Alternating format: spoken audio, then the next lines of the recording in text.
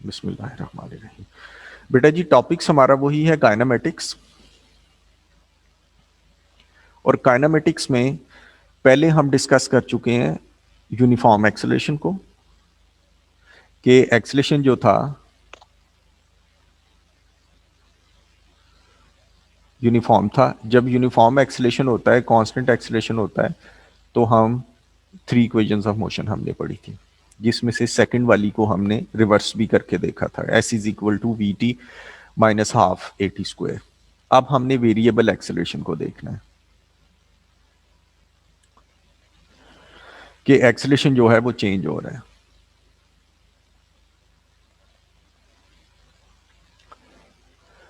अब है जी, अच्छा जी, ये मुझे बताएं कि वेलोसिटी की डेफिनेशन हमने क्या पढ़ी हुई है? Sir rate of change of displacement. बिल्कुल सही है, rate of change of displacement. अच्छा, रेट ऑफ चेंज को हम मैथमेटिकली किस तरह शो कर सकते हैं? Sir displacement over time. जी हसान, आप बताएंगे कि रेट ऑफ चेंज को जो हमने मैथमेटिक्स में पढ़ा हुआ है, उस रेट ऑफ चेंज को हम किस तरह लिखते थे? d/dt इस तरह से। बिल्कुल सही, बिल्कुल ठीक है। यानी कि अभी जो वेलोसिटी की डेफिनेशन बताई है इन्होंने, वो बताई है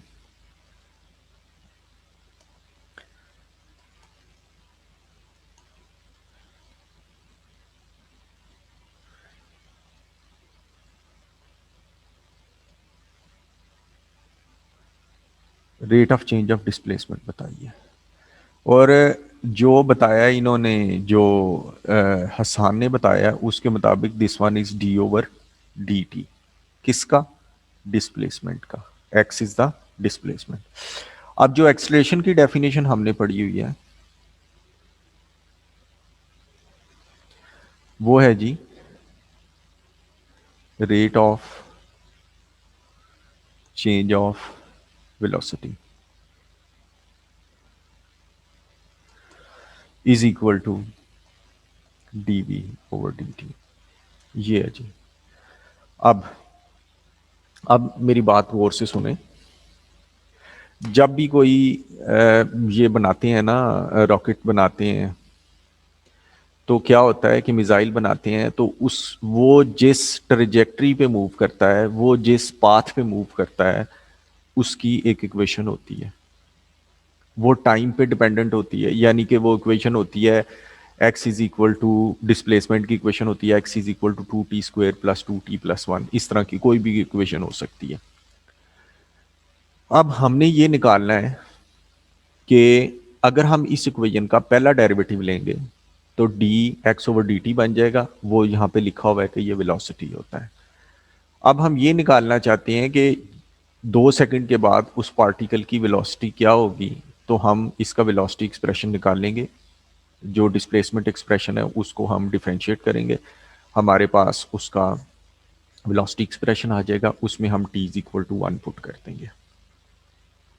ये बात हो गई। अगर हमने एक्सेलरेशन निकालना है, हम क्या करेंगे, हमारे पास जो वेलोसिटी एक्सप्रेशन आया हुआ है उसका एक डेरिवेटिव हम और लेंगे।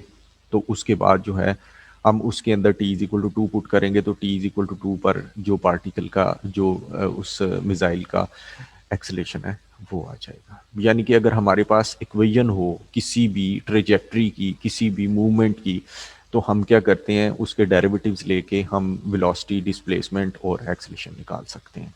अब ये देखें कि एक दफ़ा, ये मैं एग्जांपल अक्सर देता हूँ कि एक दफ़ा एक कौम के ऊपर अजाब आया, हज़रत जिब्राइल आए, तो एक बच्चा दरख्त के नीचे बैठा हुआ था।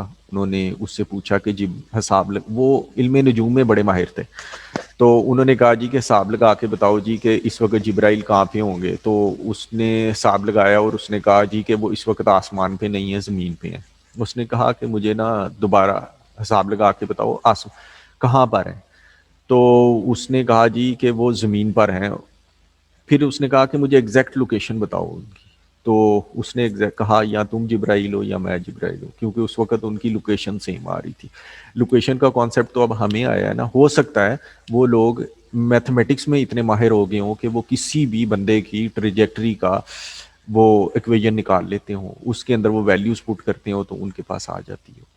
ये उनके पास उसकी वेलोसिटी आ जाती हो, उसके पास उसका डिस्प्लेसमेंट आ जाता हो। ये भी हो सकता है फरिश्तों के पास भी हर बंदे का पोजीशन वेक्टर हो, हर बंदे की जो है वो ट्रेजेक्टरी की इक्वेशन हो, वो उसके अंदर टाइम पुट करते हो, उनको लोकेशन पता चल जाती हो।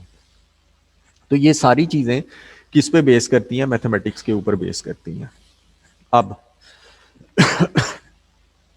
इससे हम आगे चलते हैं, यानी कि हमारे पास क्या होगा, एक इक्वेशन दी होगी, हमने उसके डेरिवेटिव्स लेने हैं, हमने उसको इंटीग्रेट करना है, और हमारे पास एक्सेलेरेशन और वेलोसिटीज वगैरह आ जाएंगी। यानी कि यहाँ पर हम अगर हम डिफ्रेंशिएट करते हैं डिस्प्लेसमेंट को, तो हमारे पास वेलोसिटी आ जाती है, और अगर वेलोसिटी को डिफ्रेंशिएट करते हैं तो हमारे पास एक्सेलरेशन आ जाता है। इसी तरह अगर हम रिवर्स प्रोसेस चलाएं तो एक्सेलरेशन वेलोसिटी बन जाएगी, वेलोसिटी क्या हो जाएगी, डिस्प्लेसमेंट बन जाएगा। एक्सेलरेशन वेलोसिटी बन जाएगी और वेलोसिटी क्या बन जाएगा, डिस्प्लेसमेंट बन जाएगी। इसको हमने याद रखना है कि अगर हम डिस्प्लेसमेंट का डेरिवेटिव लेंगे तो वो वेलोसिटी बन जाएगी, वेलोसिटी का डेरिवेटिव लेंगे विद रिस्पेक्ट टू टाइम, वो एक्सेलरेशन बन जाएगा। इसी तरह अगर हम एक्सेलरेशन को इंटीग्रेट करेंगे तो वो वेलोसिटी बन जाएगी, वेलोसिटी को इंटीग्रेट करेंगे तो वो डिस्प्लेसमेंट बन जाएगा। अब डिस्प्लेसमेंट क्या चीज होती है?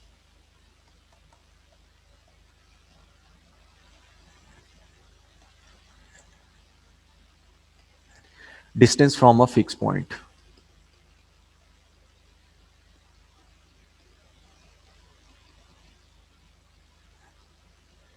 कि एक फिक्स पॉइंट से जो डिस्टेंस होता है उसको हम डिस्प्लेसमेंट कहते हैं। ये कुछ टर्मिनोलॉजीज हैं जिनका हमें पता होना चाहिए। अब नेक्स्ट है जी, इंस्टेंटेनियस रेस्ट क्या होता है?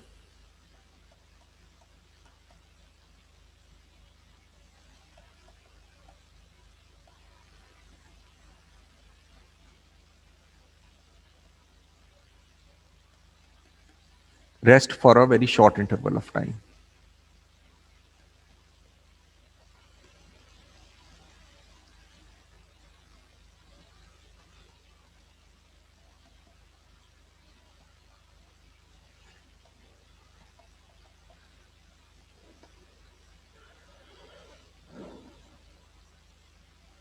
At this point, particle will change its direction.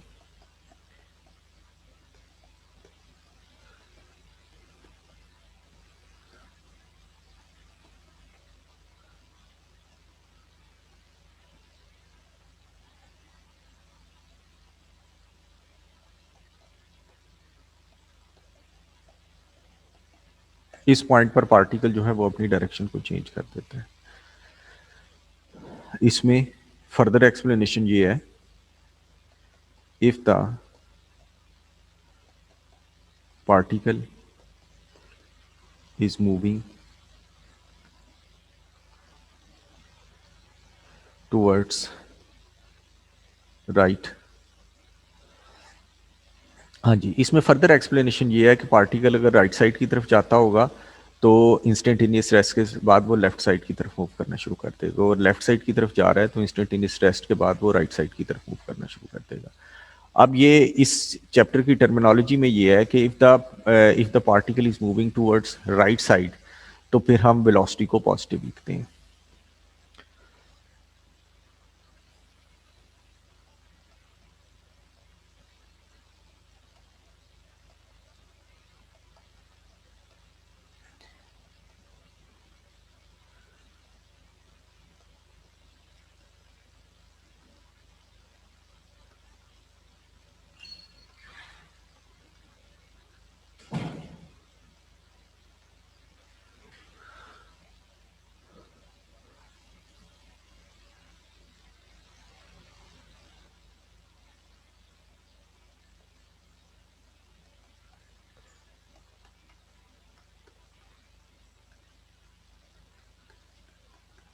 Velocity negative है। अच्छा जी, अब देखें जी, इसकी एग्जांपल क्या है इंस्टेंटेनियस रेस्ट की। आप ये देखें कि हम एक बॉल को ऊपर थ्रो करते हैं, वो अपने हाईएस्ट पॉइंट पे जाता है, for a very short interval of time उसकी वेलोसिटी जीरो हो जाती है और उसके बाद पार्टिकल की डायरेक्शन चेंज हो जाती है। ये इंस्टेंटेनियस रेस्ट की एक एग्जांपल है। नंबर सेकंड, अब जो पेंडुलम होता है उसकी मोशन भी, ये जो क्लॉक के नीचे पेंडुलम लगा होता है उसकी भी मोशन इसी तरह ही होती है। जब वो अपने हाईएस्ट पॉइंट पे जाता है तो for a very short interval of time उसकी वेलोसिटी जीरो हो जाती है, और उसके बाद क्या होता है, उसकी जो है वो जो है डायरेक्शन चेंज हो जाती है। ये दो एग्जांपल्स हैं इंस्टेंटेनियस रेस्ट की, rest for a very short interval of time, और आप ये नोट कर सकते हैं कि उसके बाद पार्टिकल की डायरेक्शन जो है वो चेंज हो जाती है। इसके बाद सबसे इंपॉर्टेंट चीज जो आपने याद रखनी है वो मैं आपको बताता हूं, फिर हम इनको यूज करेंगे, इनकी एग्जांपल्स को। ये आपने याद रखनी है, ये आप इसमें भूल जाएंगे। If total distance is required,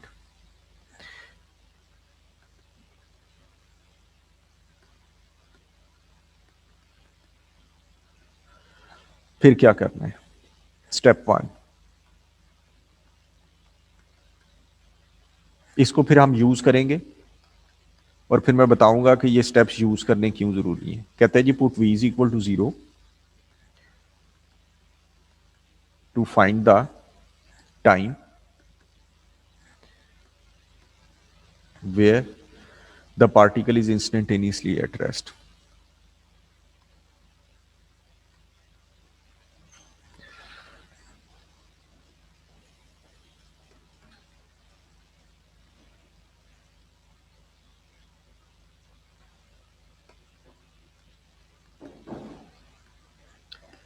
Step 2,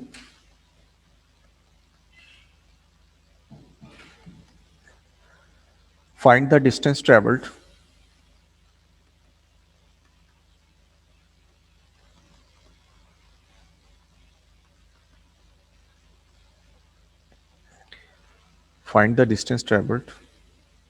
from the start to the instantaneous rest.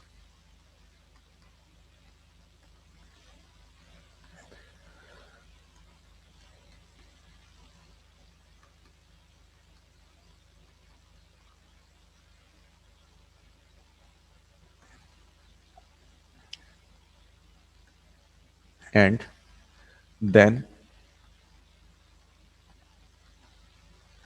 find the time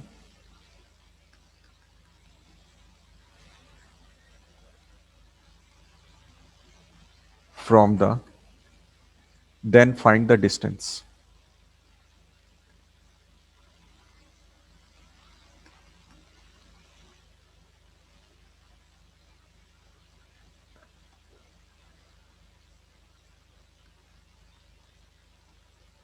distance from the instantaneous rest to the final value of time. ये है जी। अब हम इसको यूज करके देखते हैं। ये सारा जो हमने पढ़ा है अब हमने इसको यूज करना है, और क्वेश्चंस जो हैं उनको हम करते हैं अब।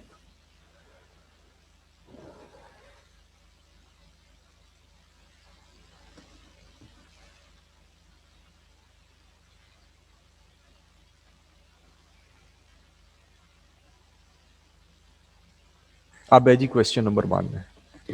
क्वेश्चन नंबर 1 के अंदर लिखा हुआ है, कहते हैं कि particle P moves in a straight line so that its distance S from a fix point O, यानी कि जितने भी डिस्टेंसेस हैं वो फिक्स पॉइंट ओ से दिए हुए हैं। On the line is given bye, यानी कि उसने हमें डिस्प्लेसमेंट एक्सप्रेशन इसका बता दिया।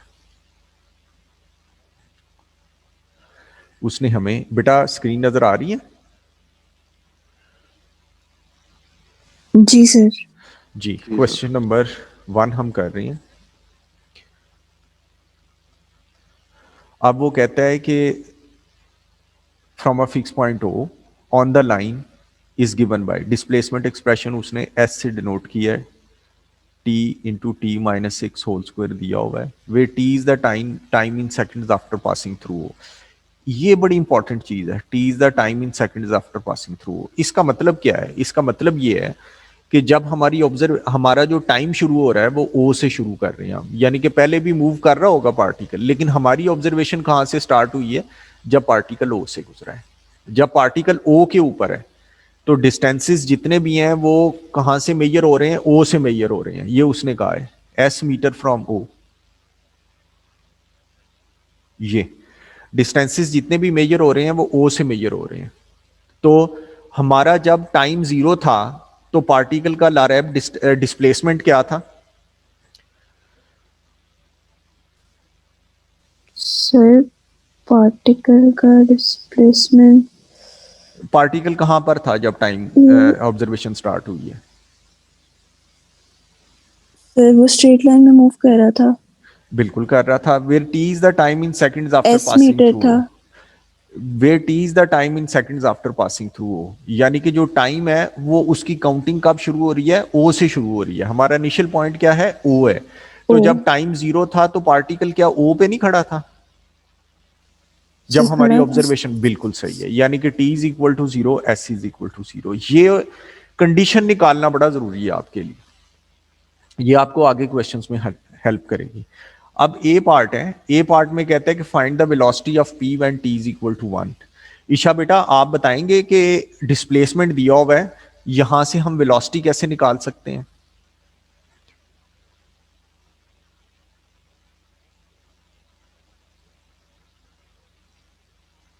जी बेटा Isha. Sir 1 minute.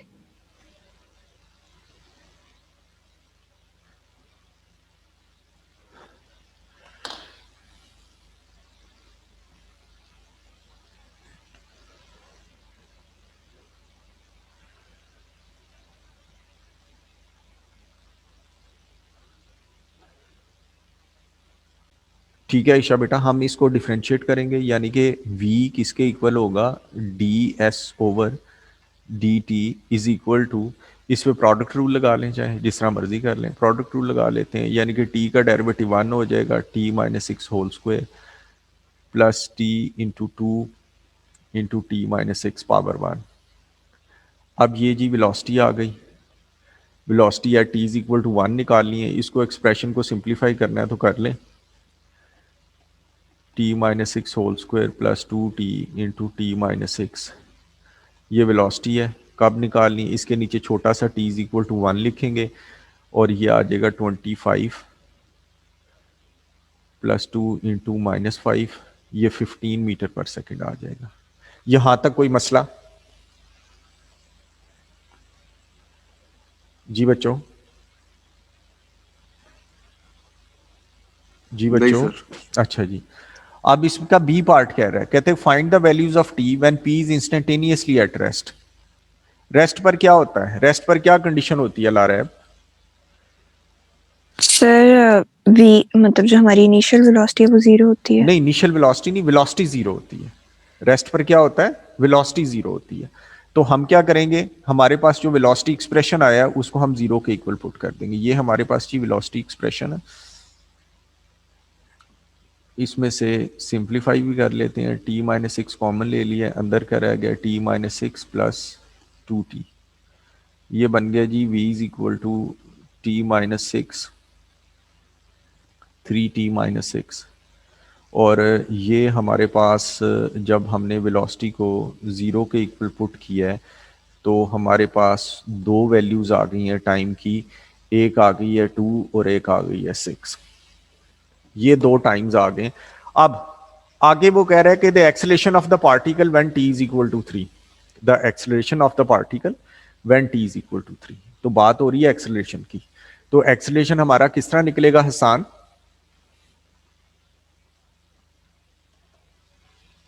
Sir velocity के डेरिवेटिव लेके। बिल्कुल सही है। D we over D T is equal to two t minus six plus two t minus six plus t. उधर प्रोडक्ट रूल लगा दिया, ये सिंपल हो गया। तो ये हमारे पास आ गया जी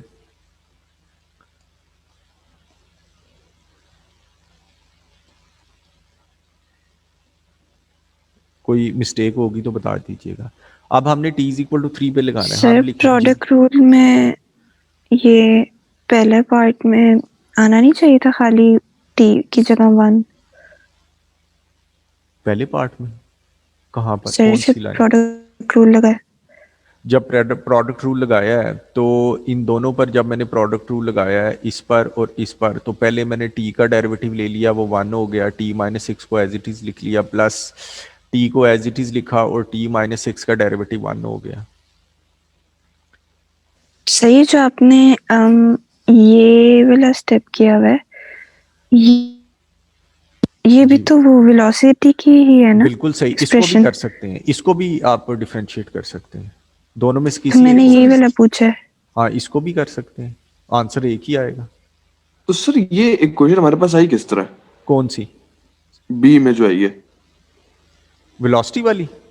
जी बेटा जो हमने ये किया है ना, पहले पार्ट के अंदर वेलोसिटी निकाली थी ना, कि जो हमारे पास डिस्प्लेसमेंट था, ईशा ने कहा था कि इसका पहला डेरिवेटिव लेंगे तो आपके पास जो है जी उसकी जी वेलोसिटी आ जाएगी, वो इक्वेशन आ गई। फिर हमने सी पार्ट में वेलोसिटी एक्सप्रेशन जो आया है उसको हमने दोबारा जो है वो डिफरेंशिएट कर दिया, तो हमारे पास जो है वो आ गई है, एक्सलेशन ठीक का है सर। एक्सप्रेशन आ गया।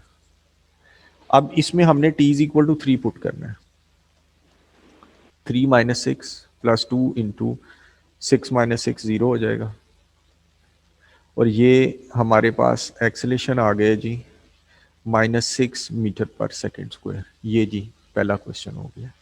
अब जी अब हम इसका दूसरा क्वेश्चन करते हैं, पहले 3 क्वेश्चन मैं करवाऊंगा। क्वेश्चन नंबर 2 इसको पढ़ते हैं, कहते हैं कि particle moves in a straight line and its displacement x from the fixed point O t seconds after passing through O, t seconds after passing through O। ये बड़ी इंपॉर्टेंट चीज है, यानी कि हमारी ऑब्जर्वेशन O से शुरू हो रही है, यहां से हमारे पास आ गया t is equal to 0 and x is equal to 0, ये हमारे पास कंडीशन आ गई। यानी कि जब हमारी ऑब्जर्वेशन स्टार्ट कहाँ से हुई है, जब उसने O से पास किया है। जब हमारा टाइम इनिशियली, जब हमारा टाइम 0 था तो पार्टिकल कहाँ पे खड़ा था, O पे खड़ा था। जब हमारा टाइम 0 था तो पार्टिकल का डिस्प्लेसमेंट 0 था, x क्या है, 0 था। अब तलाल आपको कोई अगर प्रॉब्लम है तो पूछो बेटा, उसको क्लियर करें हम। बस सर एक प्रॉब्लम है सिर्फ। जी बेटा।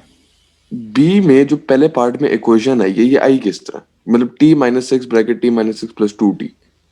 एक मिनट, ये बेटा इसमें मैंने जो है यहां पर मैंने t को डिफरेंशिएट कर दिया और t माइनस 6 होल स्क्वायर को एज इट इज लिख लिया, t का डेरिवेटिव 1 हो गया। सर बी के पहले पार्ट में, b के पहले पार्ट में ये इक्वेशन किस तरह आई है? जी ये किस तरह आई है? ये यहां से आई है, मैंने t माइनस 6 को कॉमन ले लिया। ठीक है सर, बस ये पूछ रहा था। आप सब फिर बताऊं? नहीं अब आ गया, बाकी आ गई। चलें, अब आपने मेरी हेल्प करनी है। पहले पार्ट के अंदर कह रहा है कि the acceleration of the particle when it is instantaneously at rest. Sir acceleration निकालना है जब वो इंस्टेंटेनियस रेस्ट के ऊपर है, तो मुझे कौन कौन से एक्सप्रेशंस निकालने हैं और उनको किस किस तरह यूज करना है? सर पहले तो हमने इसका डेरिवेटिव लेना है जिससे वेलोसिटी आएगी। एक मिनट, जरा मेरी स्पीड थोड़ी सी कम है। v is equal to dx over dt is equal to 12 minus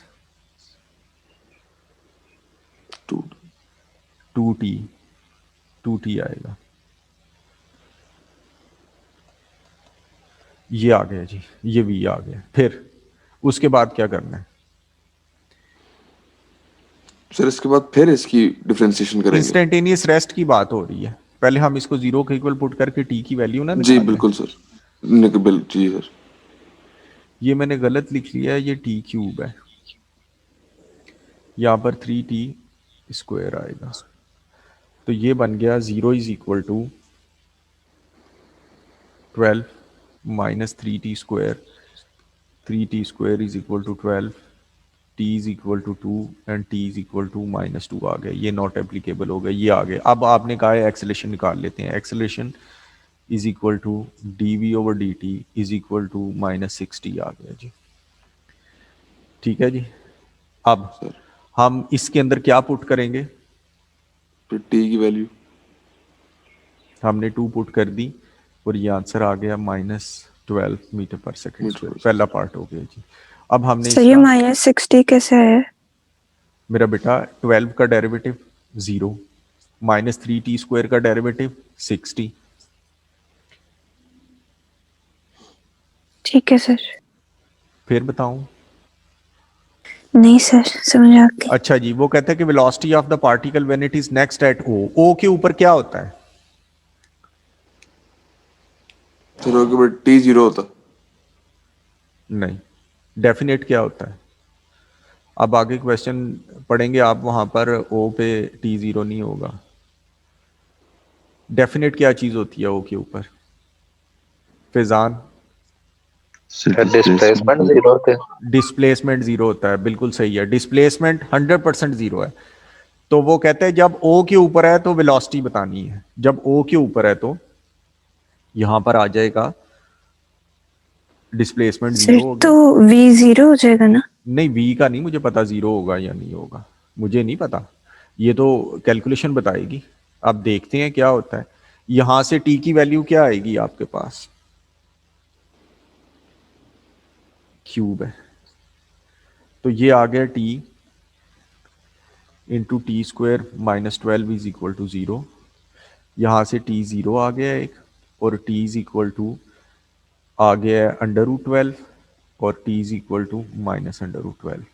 ये तो इनिशियल है।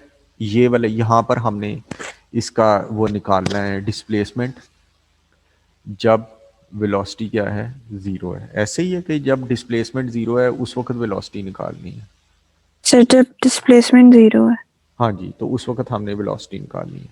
तो v हमने निकालना है जब t क्या है? √12 है। ये हम v के अंदर पुट कर देंगे। ये v है 12 - 3t²।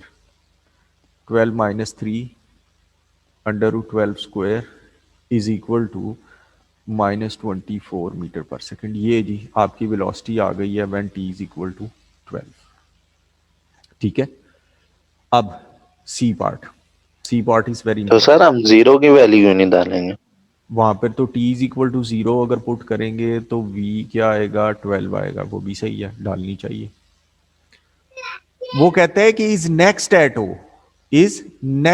ओ, पहली दफा में नहीं, अगली दफा में, अच्छा, दूसरी बारी। ठीक। दूसरी बारी में। अब जी सी पार्ट में कह रहे हैं find the distance travelled by the particle in the first 3 seconds. Distance की बात आ गई। सर एक चीज नहीं समझ आई, ये ओ पे डिस्प्लेसमेंट 0 किस तरह लिया हमने? बेटा जबकि सारे डिस्टेंसेस आप स्कूल से मेजर कर रहे हैं अपने, आप इस वक्त बैठी हैं, आपका स्कूल से डिस्टेंस मेजर कर लेते हैं। आप उधर से मैकडोनल्ड्स जाती हैं, आपका स्कूल से डिस्टेंस कवर कर लेते हैं। अब आप LGS के पास पहुंची हैं तो हम स्कूल से डिस्टेंस मेजर कर लेते हैं आपका। तो जब आप स्कूल में होंगी तो आपका डिस्टेंस क्या, आंसर क्या आएगा? 0। इसलिए ओ के ऊपर डिस्प्लेसमेंट क्या हो जाएगा? 0। ठीक। अब वो कहते हैं कि the distance travelled during the first 3 seconds. अब हम इसकी पिक्चर बनाते हैं कि distance travelled during the first 3 seconds में क्या होगा। पार्टिकल ओ से चला, t इज इक्वल टू 2 पे इंस्टेंटेनियस रेस्ट आ गया जी। ये t इज इक्वल टू 2 हुआ, यहाँ पर इसकी वेलोसिटी 0 हो गई। ये हमें इससे पता चल रहा है, इस जगह से। उसके बाद क्या होगा? इंस्टेंटेनियस रेस्ट के बाद क्या होता है? डायरेक्शन चेंज होती है। डायरेक्शन चेंज हो गई। ये जी t इज इक्वल टू 3 आ गया। अब अगर हम direct t is equal to 3 इसमें पुट करेंगे x के अंदर, तो मुनीब कौन सा डिस्टेंस मेरे पास आएगा? नीचे डायग्राम जो बनी हुई है, दूसरा टोटल डिस्टेंस ट्रेवल्ड आएगा या सिर्फ ये वाला आएगा जो मैंने मार्क टोटल। किया? ओ हमें क्या देता है? ये s या x हमें क्या देता है? o से डिस्टेंस देता है। अब क्या है कि आप मैकडोनल्ड्स जाते हैं, वहां से खा के उसके सामने खड़े हो जाते हैं LGS के सामने। तो जब मैं आपके डिस्प्लेसमेंट वेक्टर में टाइम डालूंगा तो मेरे पास सिर्फ वो डिस्टेंस आएगा एलजीएस तक का या टोटल डिस्टेंस ट्रेवल्ड आएगा? सर टोटल नहीं, आपकी ओ से पोजीशन आनी है। ये जितने भी डिस्प्लेसमेंट देगा ये ओ से देगा, यानी कि आपका आ जाएगा जी 200 मीटर पे, 200 मीटर पे खड़ा है इस वक्त। ये नहीं आएगा कि वो कहां से ट्रेवल करके आया है।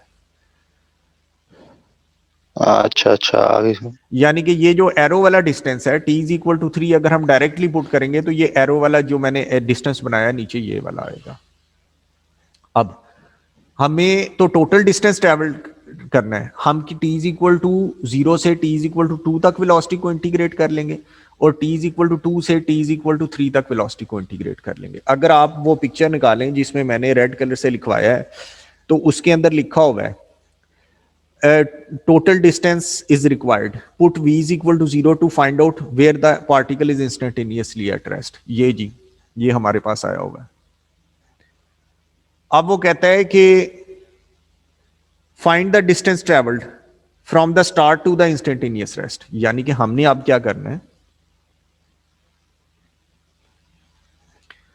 हमने अब जो है यहां पर कर लेते हैं, हमने करना है 0 से 2 तक वेलोसिटी को इंटीग्रेट करना है, कॉमा, और 2 से फाइनल वैल्यू ऑफ टाइम तक वेलोसिटी को इंटीग्रेट करना है। अब ये देखते हैं, इंटीग्रेट करके देखते हैं। 0 to 2 v क्या है 12 minus 3t square D T, comma 2 to 3 12 minus 3t square D T. जब हमने इसको इंटीग्रेट किया मेरे बच्चों तो ये बन गया है 12 minus T square 0 to 2 and 12 minus T square 0 to 2, sorry 2 to 3। अब इसको जब हमने किया जो है वो सर ये 12 माइनस 3t स्क्वायर नहीं होगा? सर 12t है जी 12t माइनस टी क्यूब होगा, ठीक है। ये 12t माइनस टी क्यूब आ गया जी। इसके अंदर हम 2 पुट करेंगे तो ये हो जाएगा 24 माइनस 8 माइनस 0 माइनस 0, यहाँ से डिस्टेंस कितना आ गया 16। अब यहाँ पर जब हम 3 और 2 इसके अंदर पुट करेंगे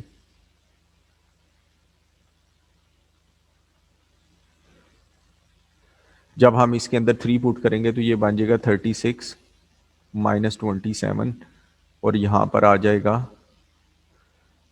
16 माइनस 16, तो ये हमारे पास आंसर आ गया -7। अब ये देखें कि पॉजिटिव डायरेक्शन में जो उसने डिस्टेंस कवर किया है वो कितना आ गया 16 और नेगेटिव डायरेक्शन में जो डिस्टेंस कवर किया वो हो गया 7। तो टोटल डिस्टेंस कवर्ड कितना आ गया? आ गया जी 16 plus 7 is equal to 23 metres. ये इसका आंसर है। अब जी क्वेश्चन नंबर 3 है। क्वेश्चन नंबर 3 के अंदर कह रहा है a particle p travels in a straight line so that its displacement x meter from the fixed point O, x meter from the fixed point O, यानी कि जितने भी डिस्टेंसेस मेजर हो रहे हैं वो O से हो रहे हैं और उसने उसका मूवमेंट का एक्सप्रेशन भी दे दिया उसने।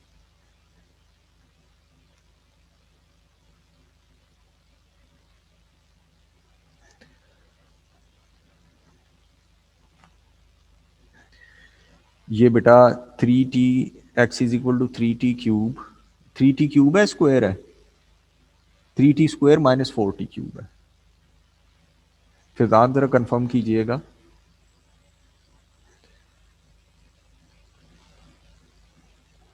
Sir 3t square minus 4t cube है प्लस 60, ठीक है जी, ये उसने दे दिया। कहते हैं where t is the time in seconds after passing through. इसका क्या मतलब है? where t is the time in seconds measured from the start of the motion।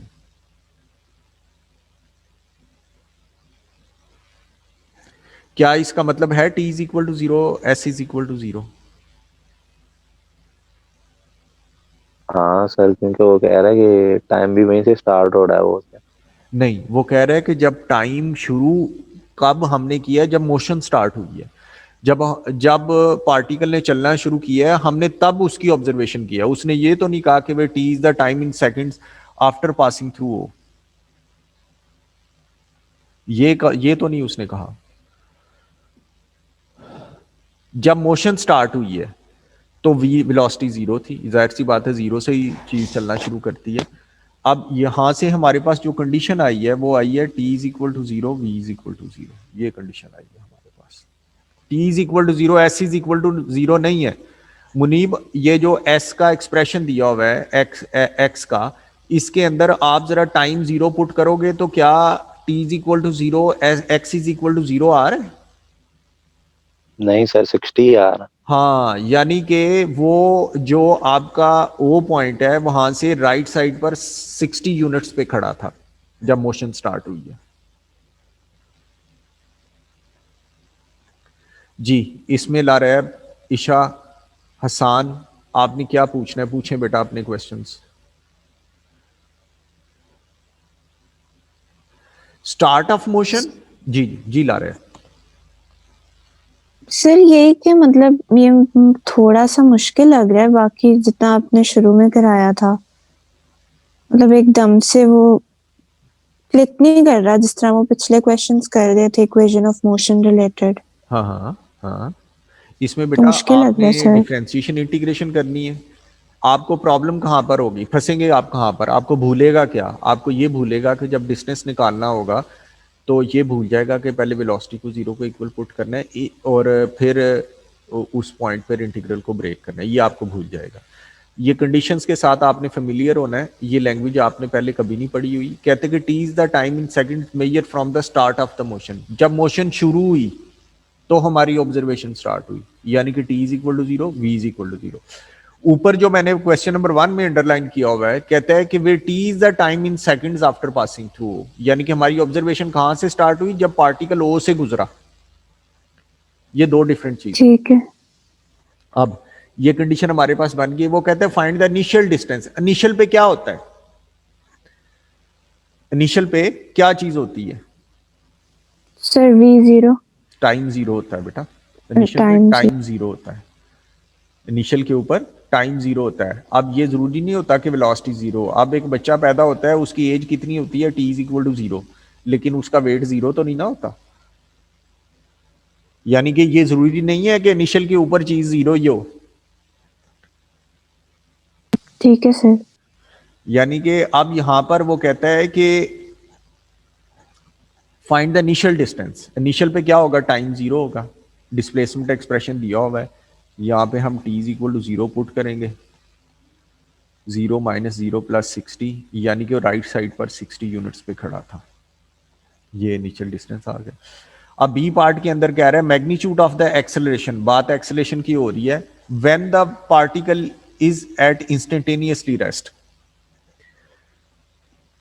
यानी कि हमें वेलोसिटी एक्सप्रेशन भी चाहिए और हमें एक्सेलरेशन एक्सप्रेशन भी चाहिए। वेलोसिटी एक्सप्रेशन हम निकाल लेते हैं। वेलोसिटी एक्सप्रेशन क्या बन जाएगा? 90 माइनस 12t स्क्वायर, ये ज़ीरो हो गया। और वेलोसिटी को ज़ीरो के इक्वल पुट करना है। ज़ीरो इज इक्वल टू 16 नहीं होगा। जी ठीक है।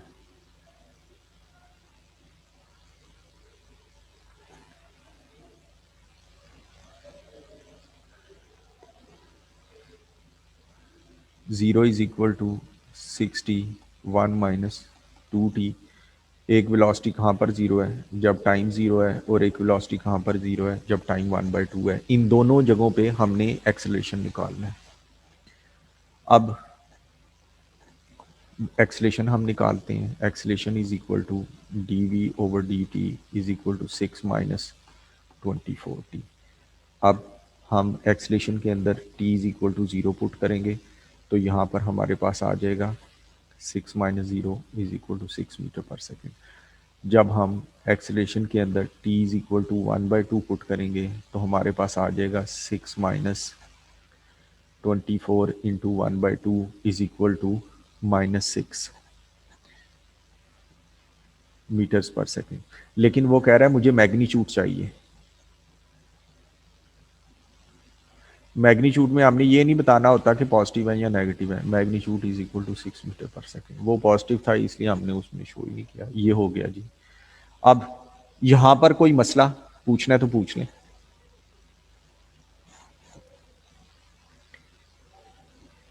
अब सी पार्ट में वो कहता है कि the average speed of P over the first 2 seconds. Average speed का क्या फॉर्मूला होता है? Total distance over total time. Total अगर हमें डिस्टेंस निकालना है तो डिस्टेंस के लिए फिर हमें वो रेड कलर से जो मैंने स्टेप्स लिखे थे उनको परफॉर्म करना है। रेड कलर से जो मैंने स्टेप्स लिखे थे उनके अंदर क्या था मेरे बच्चों, कि सबसे पहले आपने वेलोसिटी को 0 के इक्वल पुट करना है, वहां से आपके पास टाइम आ गया 1/2, ये जी। अब हमने वेलोसिटी को इंटीग्रेट करना है 0 से 1/2 वी डी टी, कॉमा 1/2 से 2 सेकंड की बात हो रही है 2 वी डी टी।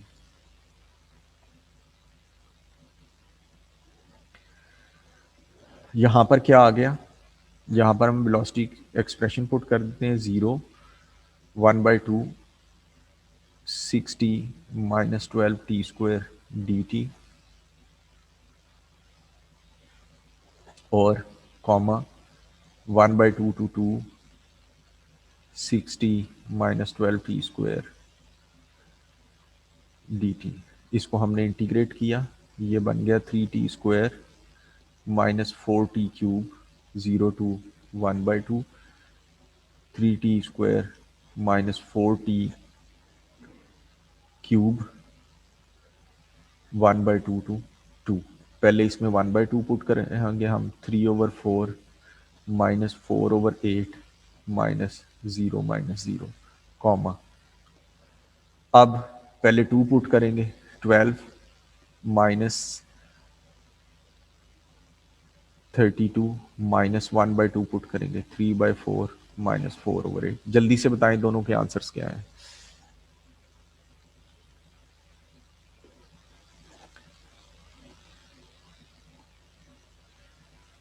कैलकुलेटर में डालें, निकालें।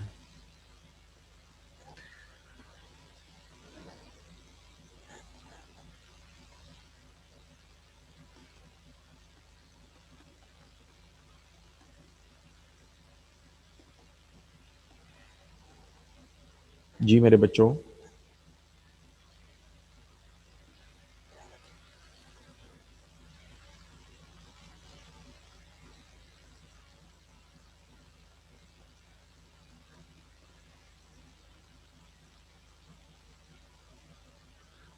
मैंने जल्दी कर लेना है।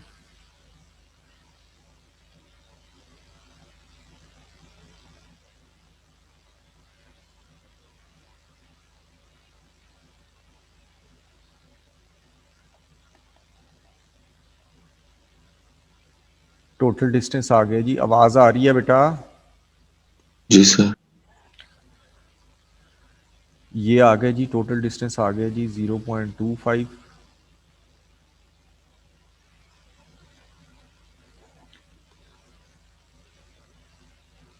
प्लस 20.25, ये बन गया 20.5। तो ये आ गया जी 20.5/2 10.25 मीटर्स पर second is the average speed. अब इसमें पूछें जी, क्या पूछना है आपने? देखें बेटा जी, दो चीजें इसमें आएंगी, दो तरह की। कहता है, एक में कह रहा था कि where T is the time in seconds after passing through, वहां पर हो जाएगा T is equal to 0, S is equal to 0। यहां पर पहले सवाल में आ रहा है। दूसरे सवाल में भी T is the time in seconds, T seconds after passing through, यहां पर भी आ गया टी इज इक्वल टू 0 और एक्स इज इक्वल टू 0। इसमें कह रहा है कि T is the time measured from the start of the motion, जब पार्टिकल ने चलना शुरू किया, t is equal to 0, v is equal to 0। ये है बेटा जी, ये चीजें। और जब डिस्टेंस निकाल लें आप, कहां पर आपको प्रॉब्लम होगी, ये आप वेलोसिटी को 0 के इक्वल पुट करना भूल जाएंगे टोटल डिस्टेंस निकालते हुए, ये आपकी प्रॉब्लम होगी। अब आपने घर में बैठ के 1 से लेके 7 तक सवाल करने हैं, और पहले 1 2 3 दोबारा करना है, फिर 4 5 6 और 7 करना है। और आप ठीक है पूछे सर। बेटा, पूछें ईशा बेटा, आपने क्या पूछना है? ठीक है